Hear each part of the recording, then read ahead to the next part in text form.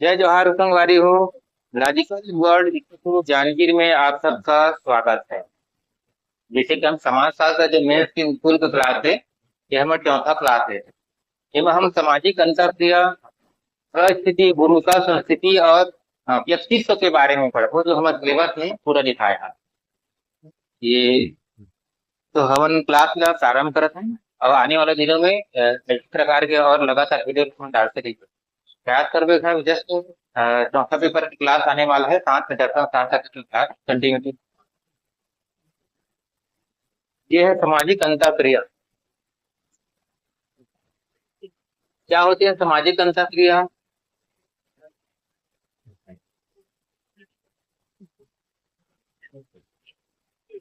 सामाजिक अंतरक्रिया क्या होती है? सामाजिक अंतरक्रिया, इसमें सामाजिक अंतरक्रिया दो या दो से अधिक व्यक्तियों का ऐसा समूह, दो या दो से अधिक व्यक्तियों का ऐसा समूह जिसके मध्य पूर्ण संबंध या संपर्क स्थापित होते हैं तथा एक दूसरे के प्रभावित करते हुए अंतःक्रिया करते हैं, उसे सामाजिक अंतःक्रियाएं कहते हैं। क्या है इसकी परिभाषा? दो या दो से अधिक व्यक्तियों का ऐसा समूह जहां एक दूसरे को प्रभावित करते हुए पूर्ण संबंध स्थापित करते हैं, बोलते हैं सामाजिक अंतःक्रियाएं। जो मुख्यतः दो प्रकार के होते हैं। एक संपर्क के आधार पर होते हैं, दूसरा संचार के आधार पर होते हैं। यदि हम उसको संपर्क के आधार पर देखें, दो मुख्यतः दो प्रकार के होते हैं। एक क्या है? सामाजिक संपर्क के आधार पर।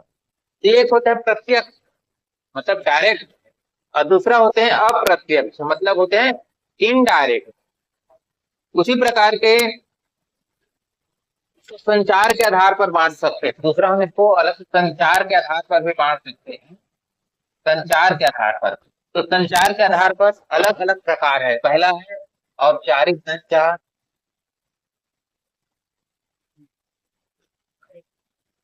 दूसरा होते हैं अनौपचारिक संचार, तीसरा है पूर्व संचार,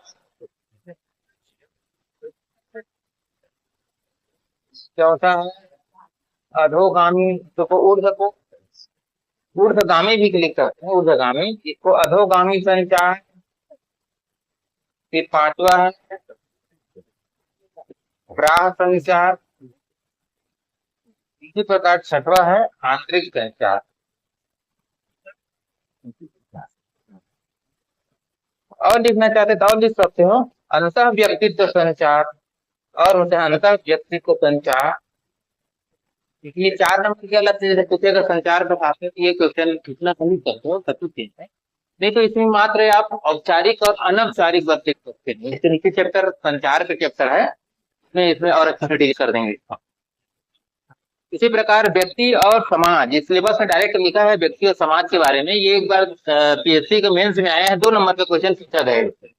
व्यक्ति और समाज में अंतर बताइए, या व्यक्ति और समाज को परिभाषित करो। क्वेश्चन पूछ सकता है, बस इसी को लिखना है। तो व्यक्ति क्या होता है? व्यक्ति समाज का निर्माता होता है। क्या होता है? व्यक्ति समाज का। जैसे ये समाज है, यदि आप देख सकते हो, ये क्या है? एक व्यक्ति, दूसरा व्यक्ति, चौथा व्यक्ति। ये व्यक्ति आपस में मिलकर ही तो संचार का निर्माण कर रहे हैं। या तो एक व्यक्ति, दूसरा व्यक्ति, तो ये भी, ये क्या है? समाज। तो बोल रहे हैं ये क्या है? व्यक्ति समाज का निर्माता है। जबकि समाज क्या होता है? समाज व्यक्तियों का समूह है। ये देखो, ये व्यक्ति, पूरा व्यक्ति है, ये सब व्यक्तियों का क्या है? समूह है। तो इसे बोलते हैं समाज। क्योंकि जो व्यक्ति होते हैं वह स्वयं या स्वतंत्र निर्णय लेते हैं। क्योंकि अपने लिए वो स्वतंत्र निर्णय लेते हैं। कितने टाइम वो खाना खाएगा, कितने टाइम वो सोएगा, कितने टाइम वो ध्यान करेगा। जबकि समाज क्या करते हैं? समाज एक सामूहिक निर्णय लिए जाते हैं। किसी एक का पक्षपात ना लेकर इसमें सामूहिक निर्णय, समूह की भावना पाई जाती है। इसी प्रकार व्यक्ति स्वयं नियम का निर्धारण करते हैं। अपने लिए नियम को स्वयं बनाते हैं। व्यक्ति नियम बनाते हैं, अपने लिए उप नियम बनाते हैं। जबकि समाज क्या होता है? व्यक्तियों को आपस में नियंत्रण करते हैं। ये नियंत्रण करने का साधन है। जैसे एक व्यक्ति का शरीर है, तो क्या होता है, जो व्यक्ति होते हैं तो ये पूरा शरीर का एक अंग होते हैं, एक अंग है, इसी को लिखा गया है, व्यक्ति शरीर का एक अंग होते हैं। जबकि जो समाज क्या होता है, ये संपूर्ण जो अंग दिख रहा है, संपूर्ण शरीर का संपूर्ण अंग है। एक बार पूछेगा तो बताना, जैसे व्यक्ति और समाज में क्या अंतर है। तो व्यक्ति समाज का निर्माता है, जबकि समाज क्या होता है, ये व्यक्तियों का समूह होता है। दूसरा है, व्यक्ति स्वतंत्र निर्णय लेते हैं और अपना नियम स्वयं बनाते हैं व्यक्ति, जबकि समाज क्या होता है, यह सामूहिक निर्णय लिए जाते हैं और समूह कल्याण की इसमें भावना भावना पाई जाती है। व्यक्ति होते हैं क्या, ये शरीर का अर्थात समाज का एक अंग होता है ये क्या है, तो संपूर्ण समाज, ये क्या संपूर्ण शरीर मिलकर एक समाज का निर्माण करते हैं। इस प्रकार के उदाहरण देके बता सकते हैं, 5 लाइन रहता है, 2 नंबर तो क्वेश्चन आएगा इस प्रकार, ये चारों का 2 नंबर का। उसी प्रकार संचार, तो संचार क्या होता है, फिर परिभाषा संचार का, 2 या 2 से अधिक व्यक्तियों के बीच जो अपने विचार, अपने रुचि, अपने भावनाओं इत्यादि को विनिमय करने का एक माध्यम है या एक प्रक्रिया है, वो भी लिख सकते हैं। तो संचार क्या होता है, 2 या 2 से अधिक व्यक्तियों के बीच अपने विचार, रुचि, भावनाओं इत्यादि को व्यक्त करने का एक प्रक्रिया है, एक माध्यम है, तो इसे बोलते हैं संचार। फिर संचार क्या होता है, यहाँ देखो संचार का साधन बताया गया है। एक होता है दृश्य साधन, क्या होता है संचार के साधन, एक होता है दृश्य साधन, दूसरा होता है श्रव्य साधन और तीसरा होता है दृश्य श्रव्य साधन। इसमें क्या होता है, इसमें कोई दृश्य मतलब केवल देखा जा सकता है, जैसे प्रोजेक्टर, प्रोजेक्टर में क्या कर सकते हैं, केवल हम लोग देख सकते हैं। कोई भी प्रोजेक्टर या कोई एक दृश्य सामग्री, कोई एक दृश्य सामग्री। इसी प्रकार श्रव्य साधन केवल इसमें सुना जा सकता है, जैसे है रेडियो, टेलीफोन। उसी प्रकार दृश्य श्रव्य साधन क्या होता है इसमें, जैसे स्मार्टफोन, टेलीविजन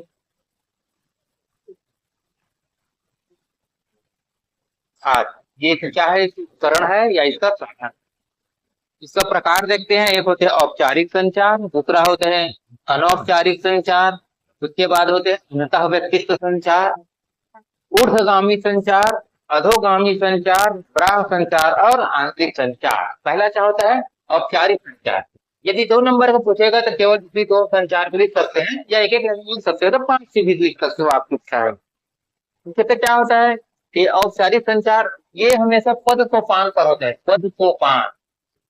क्योंकि प्रशासन में पढ़ेंगे लोग, प्रशासन तो पद सोपान का सिद्धांत रहता है उसमें, ये पद सोपान पर आधारित होते हैं। ये सामान्यतः जो प्रशासन में ये अधिक महत्व होते हैं, प्रशासन में क्या होता है, ये अधिक महत्व होते हैं प्रशासन। इसी प्रकार अनौपचारिक संचार, तो अनौपचारिक संचार किसी को अंगूरी लता संचार बोलते हैं, तो क्या बोलते हैं इसको, अंगूरी लता संचार। तो एक इंग्लिश में बोलते हैं ग्रेप पॉइंट संचार के नाम से भी जाना जाता है। इसमें क्या होते हैं, ये तो मान्यता ये मौखिक होते हैं, मौखिक में ज्यादा प्रयोग किया जाता है, तो मौखिक होते हैं। जबकि ये क्या होते हैं, ये लिखित होते हैं, सामान्यतः लिखित होते हैं।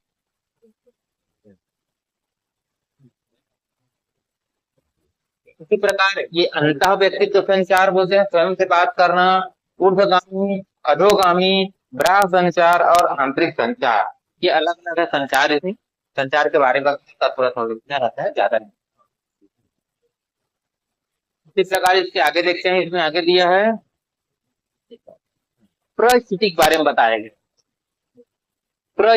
परिस्थिति क्या होता है, जैसे ये एक समाज है, ये एक समूह, तो यहाँ कोई एक व्यक्ति की स्थिति के बारे में बताएंगे, जैसे ये अध्यक्ष हो सकता है यहाँ पर, या उपाध्यक्ष हो सकता है यहाँ से, या कोई भी सचिव हो सकता है, या कोई भी हो सकता है। व्यक्ति का इस समूह या समाज में उसका स्थिति को बताते हैं, स्थिति को बोलते हैं परिस्थिति। यहाँ परिभाषा में लिखा गया है, किसी व्यक्ति का, क्या लिखा है, किसी व्यक्ति का समाज या समूह में पद सूचक है। किसका सूचक है, पद का सूचक है, किसी को बोलते हैं परिस्थिति।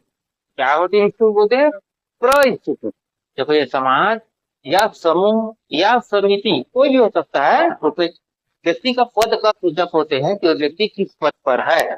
यदि उदाहरण देखेंगे तो क्या है, पहले जैसे शिक्षक, दूसरा है व्यक्ति छात्र है क्या, व्यक्ति अध्यक्ष है क्या, व्यक्ति कलेक्टर है क्या, या डिप्टी कलेक्टर है क्या, इस प्रकार से उसका सूचक होते हैं उस समूह। इसका जो प्रकार है, मेंस में आया है ये, इसका प्रकार, परिस्थिति का प्रकार बताइए। तो एक बार 2 नंबर का क्वेश्चन आया है, परिस्थिति का प्रकार। परिस्थिति एक 2 प्रकार का होता है, एक होता है प्रदत्त परिस्थिति और दूसरे होते हैं अर्जित परिस्थिति। बस 2 नंबर का आया था। ये एक प्रदत्त परिस्थिति इसने 2 लाइन में लिखना है, क्योंकि वहां तो बहुत कम जगह रहता है 2 लाइन में लिखने के लिए। प्रदत्त परिस्थिति क्या होता है, किसी व्यक्ति को उस लिंग, जाति, प्रजाति, देखो किसी व्यक्ति को लिंग, जन्म, जाति, प्रजाति, शारीरिक विशेषताएं या नातेदारी के आधार पर प्राप्त होते हैं, जो एक प्रकार का क्या होता है जी, ये प्राकृतिक होते हैं, या इसी को बोल सकते हैं स्वतः प्राप्त होते हैं। क्या लिखते हैं हम लोग, प्रदत्त परिस्थिति यह व्यक्ति को जन्म के आधार पर, एक आधार पर जन्म के आधार पर, दूसरा जाति के आधार पर, तीसरा होते लिंग के आधार पर, या उसके शारीरिक जो विशेषताएं हैं उस आधार पर व्यक्ति को प्राप्त होते हैं, इसी को बोलते हैं प्रदत्त परिस्थिति। दूसरा होता है अर्जित परिस्थिति। अर्जित परिस्थिति क्या होता है, जब किसी व्यक्ति की योग्यता, उनकी कौशल,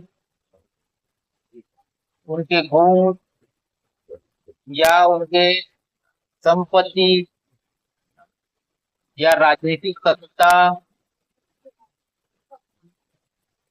इस आधार पर उस व्यक्ति को प्राप्त होते हैं, उसी को बोलते हैं हम लोग अर्जित परिस्थिति। सामने लिखा गया है अर्जित परिस्थिति क्या होता है, ये किसी व्यक्ति को उसकी शिक्षा, योग्यता, उसकी व्यवसाय, राजनीतिक सत्ता, विवाह या संपत्ति इत्यादि के आधार पर उसे प्राप्त होते हैं, उसे बोलते हैं अर्जित परिस्थिति। सभी पूछेगा परिस्थिति क्या होता है, तो आप बता सकते हैं परिस्थिति किसी व्यक्ति का समाज या समूह में स्थिति को बताते हैं, उसे बोलते हैं परिस्थिति। मुख्यतः 2 प्रकार के होते हैं, एक होते हैं प्रदत्त परिस्थिति और दूसरा होते हैं अर्जित परिस्थिति।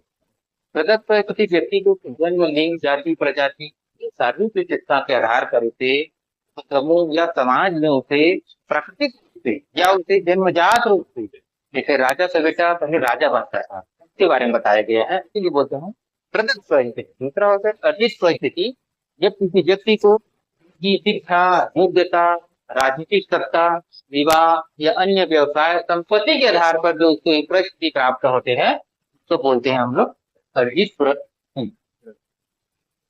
के बारे में दोनों में अंतर से बताई गई है। जब ये अंतर आएगा तो इस प्रकार से आप लिख सकते हो, 4 नंबर का क्वेश्चन पूछा जा सकता है या 2 नंबर का भी क्वेश्चन पूछा जा सकता है। इसी को भी लिख सकते हो, प्रदत्त परिस्थिति और अर्जित परिस्थिति को या परिस्थिति का प्रकार बताइए, इसी प्रकार की लिख सकते आप दे सकते हो 4 लाइन।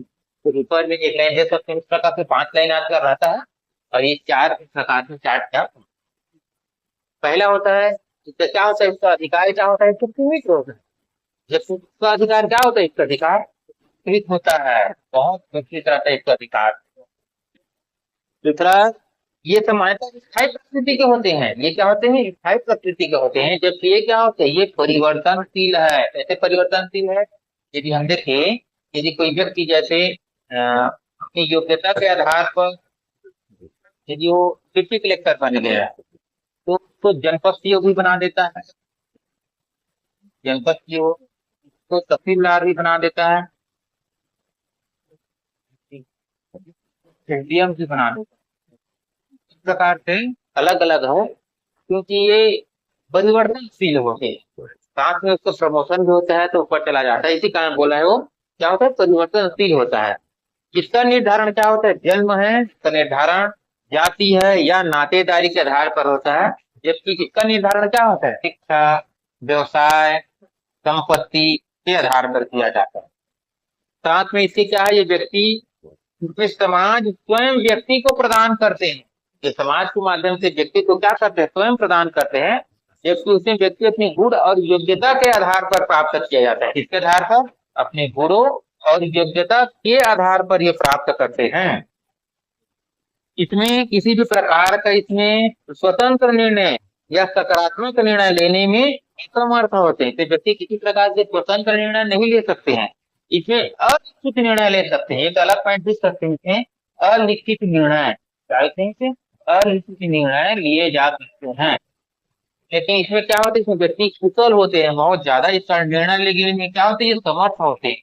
और सामान्यतः यहाँ लिखित निर्णय लिए जा सकते हैं। कौन सा निर्णय? लिखित निर्णय। इस प्रकार के पॉइंट और बना सकते हो। जब भी दोनों के बारे में पूछेगा तो बता सकते हैं, इसका क्षेत्र सीमित होता है, उसका क्षेत्र विस्तृत होता है। ये समानता स्थायी होते हैं जबकि वो परिवर्तनशील होते हैं। इससे व्यक्ति को जन्म जाति के आधार पर प्राप्त होते हैं, जबकि शिक्षा, व्यवसाय, योग्यता, गुण सभी के आधार पर प्राप्त होते हैं। इससे व्यक्ति स्वतंत्र निर्णय नहीं ले सकते, जबकि इससे व्यक्ति स्वतंत्र निर्णय लिए जा सकते। इसके आगे है भूमिकाएं। भूमिका का होता है रोल। ये मेरे से 2 नंबर का क्वेश्चन पूछा 2018 में आया है। भूमिका क्या होता है? भूमिका जब कोई व्यक्ति किसी समूह या समाज में परिस्थिति धारण करने के बाद हम लोग जो उससे कार्य करने की जो अपेक्षाएं करते हैं उससे या कुछ आशा करते हैं, उसी को भूमिका कहते हैं। अर्थात जो भूमिका होती है तो क्या कहते हैं, उसे निभाई जाती है।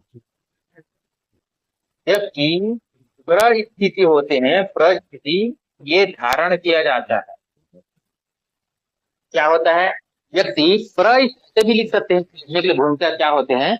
व्यक्ति किसी समाज या समिति में परिस्थिति धारण करने के बाद उससे जिस प्रकार की अपेक्षाएं या आशा की जाती है उसी को भूमिका, क्योंकि भूमिका निभाई जा रही है। इसके आगे है इसमें से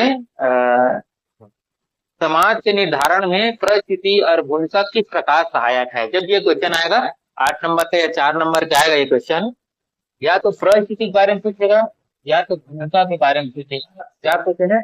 समाज के निर्धारण या निर्माण में किस प्रकार सहायक है, ये किस प्रकार के महत्व है। ऐसे तो क्वेश्चन पूछ सकता है, तो आप उसको हेडिंग वाइज आंसर लिख सकते हो या वन लाइनर के आंसर लिख सकते हो। हेडिंग वाइज लिखते हैं समाज के निर्माण में सहायक होते हैं, श्रम विभाजन बनाते हैं, श्रम विभाजन में सहायक होते हैं, सामाजिक नियंत्रण में सहायक होते हैं, साथ में मार्गदर्शन प्रदान करते हैं, समाजीकरण में सहायक होते, समाजीकरण, एकता और समन्वय में सहायक होते, समन्वय लाते हैं। परत में पॉइंट बना सकते हो कि स्थायी अर्थात प्रगतिशील बनाते हैं समाज में क्या लाते हैं? ये नवाचार लाते हैं, अर्थात वैज्ञानिकता का भाव लाते हैं, वैज्ञानिकता का भाव लाते हैं। सेम उसी प्रकार का ये देश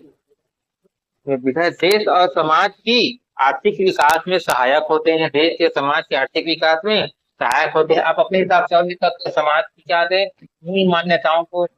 मान्यताओं का क्या करता है, संरक्षण में सहायक होते हैं। ये प्रकार से मिल सकते हो। साथ में क्या लिख सकते थे? नारी शक्ति की भागीदारी, नारी शक्ति की भागीदारी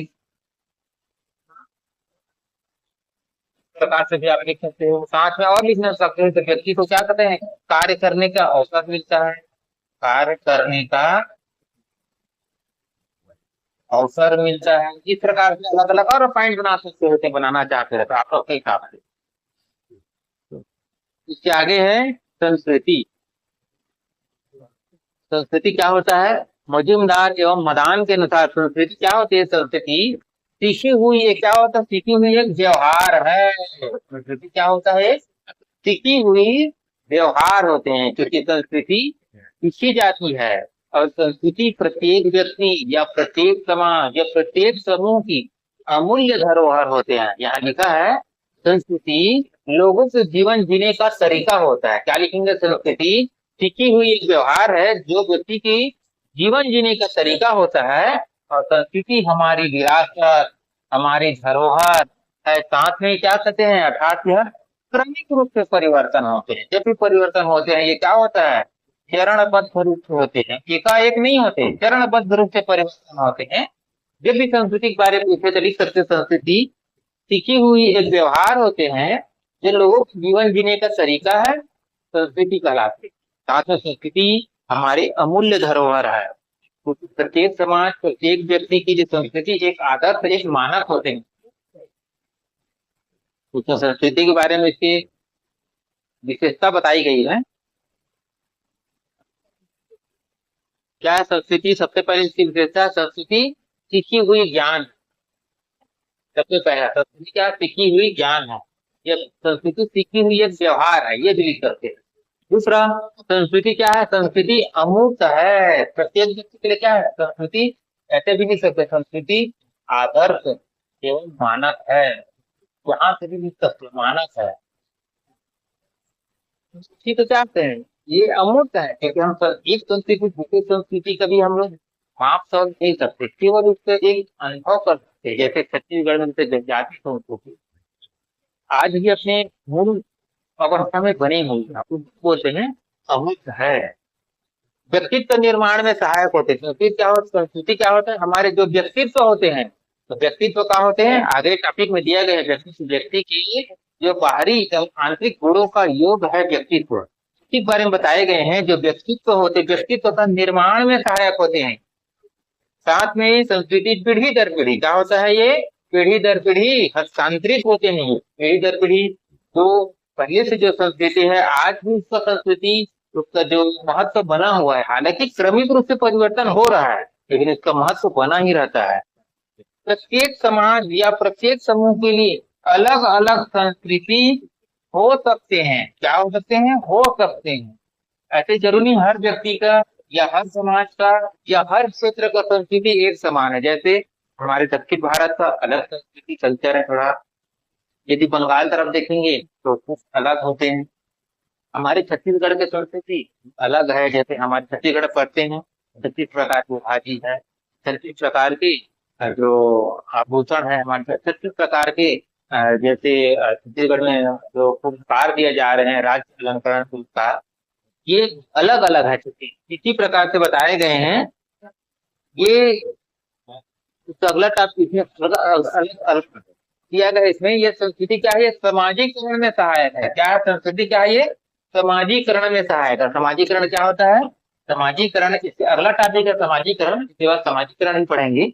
समाजीकरण क्या होता है? समाजीकरण ये समाज के मूल मान्यताओं को, समाज के मूल मान्यताओं को सीखने का क्या है? एक आजन्म प्रक्रिया है, आजन्म प्रक्रिया है।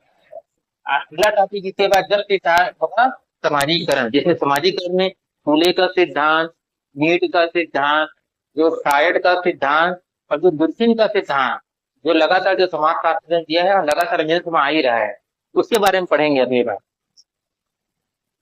यह प्रत्येक समाज के लिए क्या होता है? एक आदर्श होते हैं, संस्कृति आदर्श होते हैं, यह उसी का मानक है इस प्रकार से। क्योंकि संस्कृति समय के साथ क्रमबद्ध रूप से धीरे धीरे क्या है? ये परिवर्तनशील होते हैं।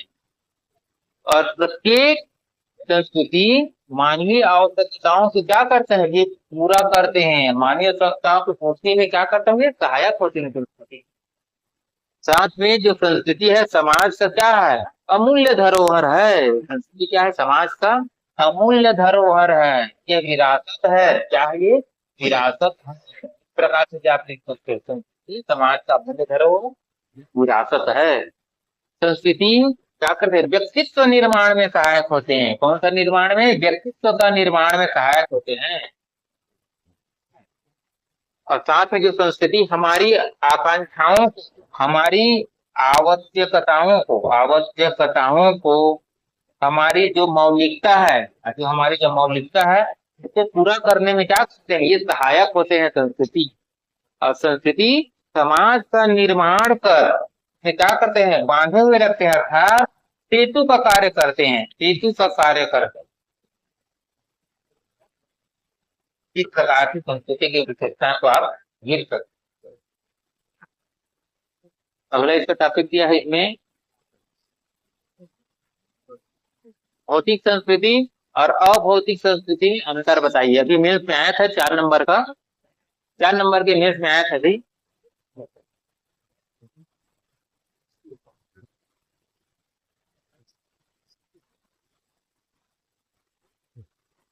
भौतिक और अभौतिक संस्कृति में अंतर बताइए।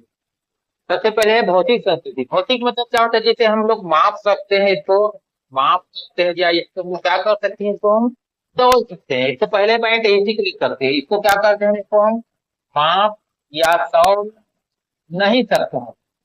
ये है तो पहला पॉइंट ऐसे लिख सकते हैं, आप लिख सकते हैं अमूर्त है, जबकि ये क्या होता है, ये मूर्त होती है।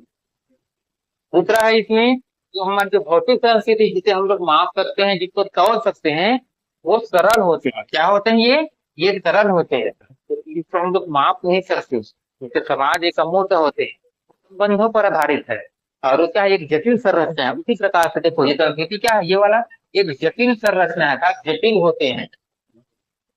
इसी प्रकार जो भौतिक संस्कृति होते हैं, ये तीव्र परिवर्तनशील होते हैं। क्या होते हैं, ये तीव्र परिवर्तनशील होते हैं। जबकि अभौतिक संस्कृति ये धीमी गति से, चरणबद्ध रूप से, कौन सा चरणबद्ध रूप से ये क्या होते हैं, ये परिवर्तनशील होते हैं। साथ में भौतिक संस्कृति यह संचयी है।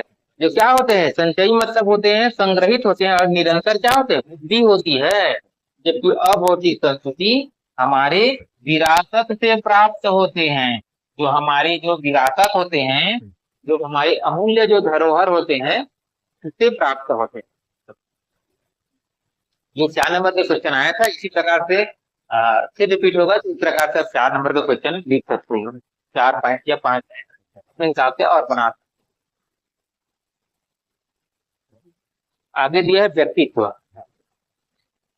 व्यक्तित्व किसी नेता को दे सकते हो आप, उसमें जैसे कोई व्यक्ति का क्या होता है, व्यक्तित्व एक बाह्य एवं आंतरिक, उसके शारीरिक, मानसिक, सामाजिक या सांस्कृतिक गुणों का समग्र योग है। क्या लिखेंगे, व्यक्तित्व क्या होता है, यह किसी व्यक्ति का उनके आंतरिक एवं बाह्य, शारीरिक, मानसिक, सामाजिक और सांस्कृतिक गुणों का समग्र योग है। मतलब उसका जो शारीरिक, फिजिकल, मेंटल, सोशल एवं कल्चर जो गुण होते हैं, उनका समग्र योग है। उसी को बोलते हैं, क्या बोलते हैं, व्यक्तित्व।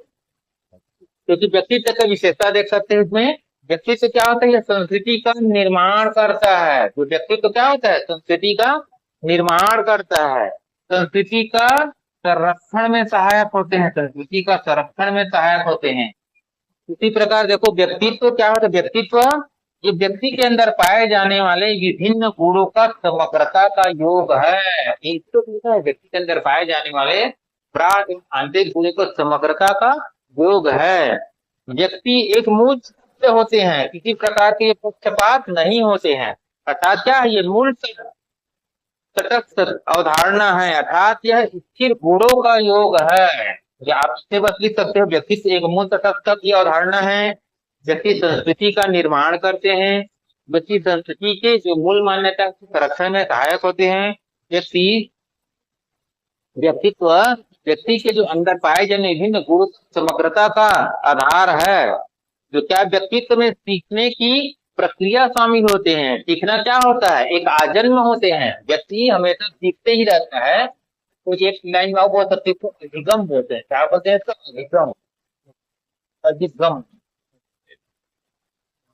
अर्थात व्यक्तित्व में सीखने की प्रायिकता शामिल होते हैं, सीखने की प्रक्रिया शामिल होते हैं, अतः अधिगम की क्षमता पाई जाती है। इस प्रकार से साथ में ये समाजीकरण में सहायक होते हैं। क्या होते हैं, व्यक्तित्व समाजीकरण में सहायक होते हैं, और ये हमारे नैतिक मूल्य, नैतिकता का विकास करने में सहायक होते हैं। हमारे क्या करते हैं, नैतिक मूल्य और नैतिकता का विकास में ये क्या होते हैं, सहायक होते हैं। इसी प्रकार संस्कृति व्यक्तित्व का निर्माण करता है। ये क्वेश्चन 2 बार 8 नंबर का क्वेश्चन आया है, अलग ही साइज में दिया था। संस्कृति को समझाइए तथा यह व्यक्तित्व को समझाइए, यह संस्कृति का निर्माण किस प्रकार सहायक प्रकार से क्वेश्चन आया था। 8 क्वेश्चन आया, 2 बार आए, और आने वाले दिनों प्रकार से क्वेश्चन रिपीट होने की संभावना है। तो सबसे पहले क्या है, यह समाज में क्या लाता है, नवा चाल लाता है। नवा चाल लाता है, उसके बाद क्या करते हैं, दूसरा लिख सकते हो, ये संस्कृति का निर्माता है। क्या करते हैं, संस्कृति का निर्माता है। ये क्या है, ये समाज के मूल मान्यता है, इसको मूल मान्यताओं को क्या करता है, इसको संरक्षण करता है। अलग से फॉर्मेट हेडिंग में आंसर लिख सकते हो। ये क्या करते हैं, जो पर संस्कृति है, जो पर संस्कृति जो ग्रहण है, मतलब दूसरे के जो संस्कृति ग्रहण कर लेते हैं, उसको कहते हैं पर संस्कृति ग्रहण। पर संस्कृति ग्रहण को रोकने में सहायक है। तीसरा और लिख सकते हो ये धर्मांतरण को रोकने में क्या है सहायक है, आप देख सकते हो लिख सकते हो। साथ में ये सात्विकरण क्या है, ये सात्विकरण को रोकने में सहायक होते हैं। सात्विकरण क्या होता है, अलग से कभी पूछेगा तो 2 नंबर पर पूछ सकता है। सात्विकरण क्या होता है, तो व्यक्ति किसी की संस्कृति को इतना ज्यादा ग्रहण कर लेती है, इतना ज्यादा खुल मिल जाती है कि जो अपनी मूल संस्कृति है पूरी तरह से वो भूल जाती है और उसका पूरी तरह से हास हो जाती है, उसे बोलते हैं सात्विकरण। तो इसको कालिका सात्विकरण रोकने में क्या करते हैं, ये सहायक होते हैं। साथ में संस्कृति को संरक्षण देने में क्या संरक्षण में सहायक होते हैं। और ये हमारी जो मूल मान्यता है वो मूल मान्यताओं को क्या करता है, एक नया विस्तार रूप देते हैं। मूल मान्यता को संरक्षण में सहायक होते हैं। साथ में ये क्या करते हैं, ये नवाचार लाते हैं और वैज्ञानिकता का भाव पैदा करते हैं। कौन सा भाव पैदा करते हैं, वैज्ञानिकता का भाव करते हैं। और साथ में ये सहयोग, समन्वय, एकता, भाईचारे भाईचारे का विकास करने को सहायक है। इस प्रकार से इसके 9 से 10 मिनट इसको आराम से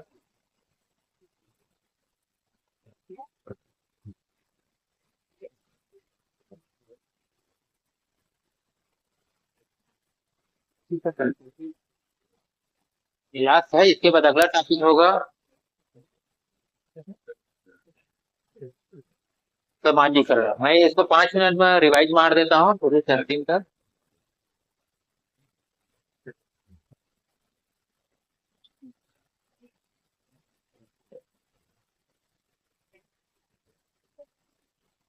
पहला सामाजिक अंतर क्रियाएं। क्या होता है सामाजिक अंतर क्रिया, 2 या 2 से अधिक व्यक्तियों का ऐसा समूह या 2 या 2 से अधिक जिसके मध्य अर्थपूर्ण संबंध पाए जाते हैं तथा एक दूसरे को क्या करते हैं, एक दूसरे को प्रभावित करते हैं, तो बोलते हैं सामाजिक अंतर क्रिया। ये 2 प्रकार से होते हैं, मुख्यतः संपर्क के आधार पर, दूसरा संचार के आधार पर। संपर्क के आधार पर ये प्रत्यक्ष तथा अप्रत्यक्ष होते हैं। उसी प्रकार संचार के आधार पर औपचारिक संचार, अनौपचारिक संचार, ऊर्ध्वगामी, अधोगामी, अंतः व्यक्तित्व संचार, पराह संचार, आंतरिक संचार, इस प्रकार से संचार को देख सकते हैं। दोनों अगर अंतर सोचेगा, व्यक्ति और समाज में अंतर रहता है तो व्यक्ति कह सकते हैं ये शरीर का एक अंग होते हैं, व्यक्ति क्या शरीर का संपूर्ण अंग है। व्यक्ति स्वयं अपने निर्णय लेने में क्षमता होते हैं जबकि ये सामूहिक निर्णय लेते हैं। व्यक्ति क्या होते हैं, समाज का निर्माता होते हैं जबकि वो व्यक्तियों का समूह है। इस प्रकार से लिख सकते हैं। जबकि संचार क्या होता है, 2 या 2 से अधिक व्यक्तियों के बीच अपने विचार, नीति, विनिमय इत्यादि को एक दूसरे को आदान प्रदान करना, विनिमय करना, इसी का एक प्रक्रिया है, उसको बोलते हैं संचार। संचार के साधन बता सकते हो, या उसका पहला दृश्य साधन, दूसरा श्रव्य साधन, उसके बाद दृश्य श्रव्य साधन। इसका प्रकार है औपचारिक संचार, अनौपचारिक संचार, इसी प्रकार ऊर्ध्वगामी, अधोगामी, ग्राह और आंतरिक संचार। इसके बाद परिस्थिति। परिस्थिति क्या होता है, किसी व्यक्ति का समाज या समूह में पद सूचक होते हैं, उसी को परिस्थिति कहते हैं। 2 प्रकार का है, उदाहरण लिख सकते हो, शिक्षक, अध्यक्ष या किसी अधिकारी का उसका पद का नाम लिख सकते हो।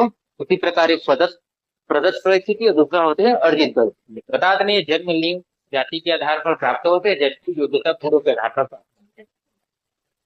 दोनों में अंतर बताई गई है। इसका अधिकार पे तत्कालिक होता है जबकि अनिश्चित होता है। ये समझते स्थायी होती है, परिवर्तनशील होते हैं। अब ये जन्म जाति के आधार पर मिलता है जबकि क्या शिक्षा योग्यता के आधार पर मिलते हैं।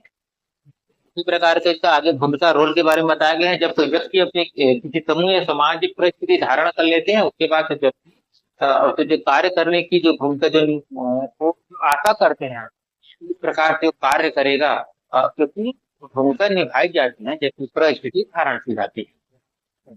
इससे आगे है इसमें समाज के निर्धारण में परिस्थिति या समाज का महत्व या भूमिका या प्रकार या सहायक है। या लिख सकते हो समाज के निर्माण में सहायक है, संस्कृति का संरक्षण करने में सहायक है, सामाजिकरण में सहायक है, समविभाजन में सहायक होते हैं, मार्गदर्शन में सहायक है, समाज में नवाचार लाते हैं, नारी शक्ति की भागीदारी में सहायक है। इस प्रकार का संस्कृति या त्योहार होते हैं जो लोगों के जीवन को जीने का तरीका होते हैं और हमारी विरासत और धरोहर होते हैं। समय का एक क्रमिक रूप से चरणबद्ध रूप से परिवर्तनशील होते हैं, पर एक नहीं। साथ में शिक्षा बता सके, सीखी हुई ये त्योहार होते हैं, ये अमूर्त होते हैं, व्यक्तित्व निर्माण में सहायक होते हैं, पीढ़ी दर पीढ़ी हस्तांतरित होते हैं। और प्रत्येक समाज, प्रत्येक व्यक्ति या प्रत्येक समूह का अलग अलग संस्कृति होती है।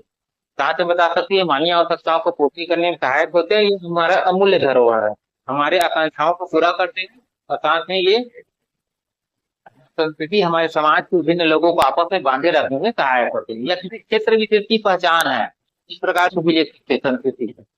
साथ में इसका आगे है भौतिक और अभौतिक संस्कृति। इस प्रकार इंजीनियर मैथ बता सकते हो, ये मूर्त होती है जबकि ये अमूर्त होती है, ये सरल होती है, जटिल होती है, तीव्र परिवर्तनशील होती है, जबकि वो क्रमिक रूप से या धीमी गति से परिवर्तनशील होते हैं। ये दोनों में अंतर योग इस प्रकार लिख सकते हैं कि आगे जैसे व्यक्तित्व, तो व्यक्तित्व लिख सकते हैं कि व्यक्ति का ग्राह आंतरिक गुणों का जो जैसे शारीरिक, मानसिक, समाज सभी गुणों का समग्र योग क्या कराते हैं? व्यक्तित्व कराते हैं। ये उसकी विशेषता है। संस्कृति का निर्माण में सहायक है, समाज की मान्यता को संरक्षण में सहायक होते हैं, तो सीखने में सहायक होते, तटस्थ होते हैं, सामाजिकरण में सहायक है, नैतिक मूल्य नैतिकता का विकास करने में सहायक है।